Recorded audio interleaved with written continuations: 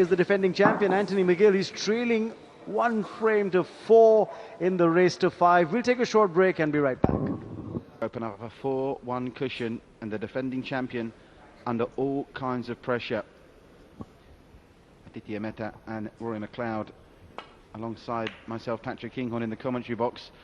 Rory, I think I've reminded Aditya of this one time too many this week, so I'll give him a break, but it's ironic, isn't it? You both actually fell to Anthony McGill, and it's safe to say that he was the form player in this tournament coming into the final. Would that be something you'd agree with, Rory? Yeah, thank you for reminding me. He played so well against me. He played left-handed, right-handed, and he was doing... he was putting blacks cut back at 90 degrees with his left hand bridging over red. So, you know, it was very tough for me out there. Aditya, it was the same for you, wasn't it? I mean, you've already mentioned it. John Higgins has made a career out of getting results when he's not bringing his A game. I mean, he's almost unbeatable when he's on fire. But even a week like this, where he's not, I'm sure he'd be the first to admit, played his top level of snooker, still finds himself in a final and now on the brink of ranking title number 29. Yeah, so I think he's going to be a relieved man that he was close to winning this title, really never having got out of second gear. And McGill, unfortunately, has not pushed him today. He's pushed a lot of players this week. In fact, he's put a lot of players away without much fuss, myself included. But he's just, I think, maybe run out of a bit of steam. And we said he may have peaked too early, whereas Higgins has not peaked at all. So, in fact, even being 4-1 up, you feel that Higgins is the player that has got plenty left in the tank still. And for McGill, I just don't see anything going right today, and he's not taking his chances, and he's been punished, I suppose. At this level, you know, top player like John Higgins, he can bring his C game, and his C game is still a very good game of snooker. He's a player that if you give him 1-2 chances in a frame, you don't expect to see anything of the frame left. And look how tight he's put the cue ball on that cushion from that safety. Again, for the uninitiated watching, we're live on Sony ESPN, feed being taken all around the world in this relatively new event, just the 4th renewal of the Indian Open. Explain, Rory, just how tricky it is when you're playing a ball tight on the cushion and you can't, in theory, see the bottom of it. That's a very good shot, right, Anthony? And I knew he was going to go for it. I mean, when you're playing the ball off the cushion, it's so important that you keep your head still and you get down on the right line of the shot. Because just a little bit off of middle, and that white ball can literally go anywhere, especially on these super fine cloths as well. Yeah, obviously, being tight on the cushion means you can't get any sort of spin, or you can't see the middle of the white, or anywhere on the lower half of the white. Means it restricts the number of shots you can play, and you can only see the right at the top end of the white, and it's very difficult to play that. And that was a great pot from Anthony in the middle. Although he didn't seem to have much of an option, he played it well, and I just don't think that his safety has been clinical enough, or the quality in the safety hasn't been good enough to keep putting John in trouble. Whereas every time John plays a good safety, you see McGill scratching his head, not knowing what to do. And that's been the difference today, because both haven't really played well, scoring-wise, but John's safeties have been a lot better. Psychologically as well, now McGill knows the next time he's tempted into a half chance, it could be his last shot in the tournament. I think that Anthony Gill is looking at this red in the middle. I think he's realising he don't have many more chances left, that he's probably just going to go out there and try and make something. But going back to the point about the ball being tight on the cushion, it's difficult, isn't it? This would be just under a half chance, you'd say, if he is going for it. Requires perfect cueing here. Oh, in and out. You cannot get much closer than that. And of course, tempted into the half chance. He's missed it, and Higgins is on himself what would possibly be only termed a half chance, but arguably easier than the shot that McGill's just missed. I'm thinking that John Higgins here is going to play a good safety, but at this stage he's probably looking, maybe if I pot this red, I've got a good chance of clearing up. Looks to be taking the pot on. It is the start of the Higgins march to the Indian title. May well be. Just a fraction of an angle on the cue ball, but still work to do off this blue. I know John was favoured coming into this match, and obviously the pressure was on him. But he knows that he can't take anything for granted, especially in this situation where McGill now has pretty much nothing to lose.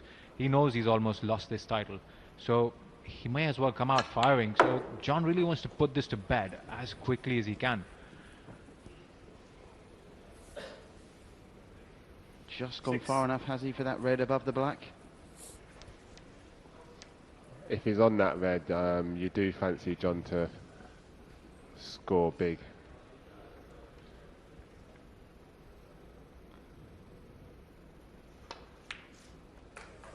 That's gone in as well.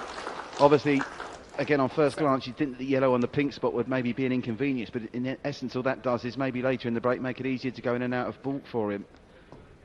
Yeah, I mean, looking at the position of the balls now, it's highly unlikely that Anthony McGill will get another chance. I know it's still early days, but you've seen John Higgins so many times from this position just punish a man and actually literally take him out of the frame. The way John Higgins plays, I mean, you know, all you players have got nicknames, but, you know, people watch Ronnie O'Sullivan, they think he's a genius, it's spectacular. Higgins is rarely spectacular, but he's just relentless, isn't he? Just comes on and on and on, and as you've already said, every time McGill's made a mistake today, he's been supremely punished. We talk about Ronnie O'Sullivan, and people do forget about John Higgins. John Higgins is just been a phenomenal match player, a phenomenal break builder. I mean, he, like people say, he has the all-round snooker game, and in a position like this, it's just highly unlikely that McGill is going to get another chance. I mean, we have to see what happens with this shot, but for me, John Higgins all the way.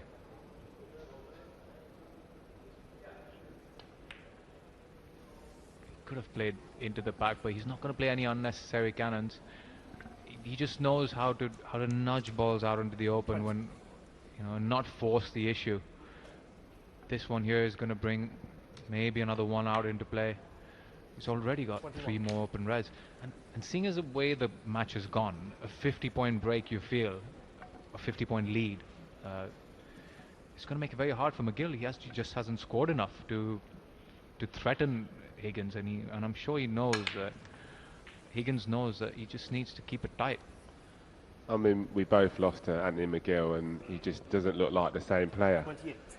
And really, against John Higgins, you have to be playing the same way that you played against us, or even better. And for me, the 2 rightful players in this tournament are in the final. John Higgins just slipped up there, so Anthony might be in with another chance. I can't see John Higgins going for this pink in the middle. He can't play the double either, because obviously if he goes for the pot, he's going to play it in such a way that he leaves himself on a red, and if the pink doesn't go, that red will be left for Anthony McGill. You mentioned that the 2 right players are in the final. Of course, they were seeded 1 and 2 coming into it. Higgins, the highest ranked player here, he rises to number 2. Whether he wins or loses in this final, he'll overtake Judd Trump, and Anthony McGill, with his number 1 seeding, as defending champion. So the cream has risen to the top. Not without upsets this week, though, Rory, and I'm sure you'll speak on behalf of the players, as Mark Allen and Sean Murphy did yesterday, and just how enjoyable it's been. I mean, everyone's walked around with a smile on their face. It must be very hard for you guys with the travel and the schedule, but a fun time has been had by all, even if the results haven't gone all your way. I think we've realised that we're playing at a holiday resort because it's so nice here. The sun's been shining, we're right by the beach, it's been so relaxing. But can I just say, it's a testament to the discipline of snooker players that although you have been, it's more of a back job. It's not like you've been out playing beach volleyball. The practice room's still been packed from morning till night. I mean, when we first got here, I spent 3 days. I didn't even get a practice. I did have a 20-minute session at 10:30 at night. So it's been pretty tough, really, as regards of snooker. But, you know, it could have been worse. You could have come here and lost your first match. So I did get a match under the belt. So it wasn't all bad. Rory, of course, seeing off Jackson Page 4-3, and that was a thrilling game, wasn't it? The young Welshman Jackson Page, who's got a growing reputation. Yeah, I mean, he's a fast kind of player, and he don't play too many safety shots. That was a fantastic shot there by John Higgins. Yeah, so he put me under pressure a little bit because I was 3-2 down at one stage. So, you know, I was happy to win that match in the end. Is this typical of a great player going in for the kill? he could have quite easily decided to play safe there and keep McGill away from the table. But this was a very risky long pot, very difficult. And look at what kind of position he's put himself in straight away. And he actually left the white ball in a position where Anthony McGill wasn't even on a red, or he was on a very difficult one at that. So really, we're looking now that John Higgins is definitely putting this frame to bed and this match to bed as well. Absolutely, it's in absolute prime position, choice of reds, choice of colours. He won't make the same mistake twice, will he? Be very, very unlikely. A man of John's calibre in this stage of a match. Remember, the 3 open reds will be enough to take him over the winning line, so he doesn't even need to play any sort of cannons here. And he's played for the red below the black as well, which frees the black up into both corners. Things don't look good for Anthony McGill here. I mean, he's had a fantastic tournament up to this stage anyway. He won this tournament last year. He's come back and defended it well. I mean, he's made the final. He's just been up against a man who hasn't been in form, John Higgins. But as we know, John Higgins, it just takes one shot and is a very dangerous player. And in what promises to be a highly competitive season, obviously we're just in the early stages of it. What message does this send out to the rest of the ranks, chaps? I mean, this John Higgins, as always, another year older, but he's still going to be one of the main men to beat. Now the new world number 2. Yeah, I think he's had a bit of a resurgence over the last season, because he did win a few tournaments last year, albeit they weren't ranking events, but they were huge invitational events. And you know, I think he's very pleased with last season. But obviously, knowing great players, they want titles and they want records. And now this title today gives him another record. He goes ahead of Ronnie O'Sullivan on the list. And I think it's fitting that the match ball should be won in a middle pocket, because he really needs to prove to us today, right now, that he's not afraid of it. It's not his favourite pocket either. And it goes this time though, and is that the coup de grace for John Higgins and the chances of Anthony McGill in his defence of his title. He leads by 60, shortly to be 65. Just 59 remaining. We could be moments away from crowning a new champion.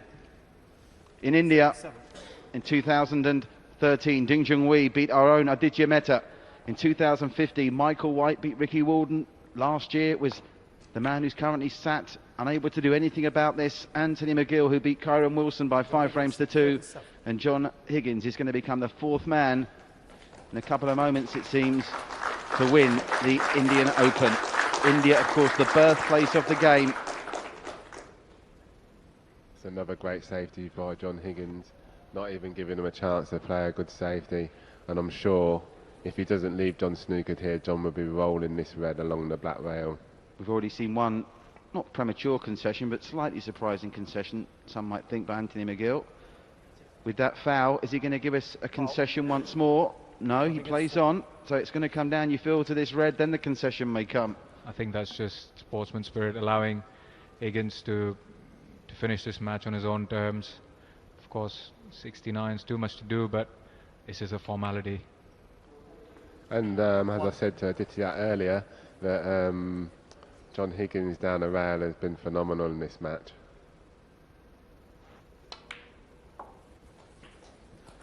Well, it may not have been spectacular in terms of breaks and heavy scoring, but it's been a performance from John Higgins that illustrates why he's been at the top of the snooker pyramid for so long. At 42 years of age, he's about to win his 29th ranking title, just 7 behind Stephen Hendry. And on the view of what we've seen in the last 3 hours, who would bet against him, even superseding the great Hendry at the top of the all-time ranking winners list. He becomes the world number 2, and will go to Yushan in China next week. 7. Strongly fancied, if he can get his best snooker on the table next week, potentially is making it back-to-back wins. You wouldn't rule it out, would you? You could never bet against John Higgins, but the field in China is going to be very strong. He's got momentum, I suppose, on his in his favour, but I don't think he's going to take anything for granted. I think for now he's just absolutely thrilled to be a winner again. and that too in India for the first time. Well, as we all know, he hasn't played his best game, yet he's still come out the winner here in India. So that just goes to show you he's still got a lot more in the tank, and he'll be looking forward now to going to China and winning there. Well, the green doesn't go, but the Wizard of Wishaw is now the king of India. John Higgins, the master, beats the apprentice. He downs the defending champion by 5 frames to 1. The packed house swarm over John to greet him and congratulate him. Commiserations to Anthony McGill, but as Rory and Aditya have both said, it's been a good week for the Scotsman. He hasn't defended his